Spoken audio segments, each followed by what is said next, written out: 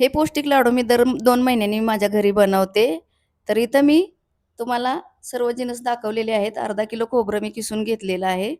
ते आता चांगलं भाजून घ्यायचं आहे. खोबरं भाजून घेतलं की लाडू लवकर खराब होत नाहीत.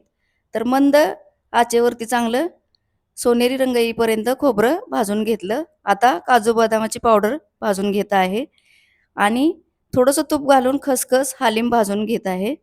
आता हे सगळं चांगलं भाजून घेतलं की खारीक पावडर भाजून घ्यायची. खारीक पावडर भाजून झाली की डिंक तळून घ्यायचा आहे. डिंक तळून झाला की मग लगेच आता आपल्याला इथं गुळाचा पाक तयार करून घ्यायचा आहे. तर तूप घातलेलं आहे आणि थोडंसं 1 चमचाभर पाणी घालून गुळाचा पाक तयार करून हे सगळं मिक्स करून घेतलं. डिंकही थोडासा मिक्सरमध्ये फिरवून घेतलेला आहे. तर डिटेल्समध्ये माहिती मी तुम्हाला कमेंट बॉक्समध्ये सांगत आहे. तर नक्की जाऊन बघा आणि लाडू तयार करा.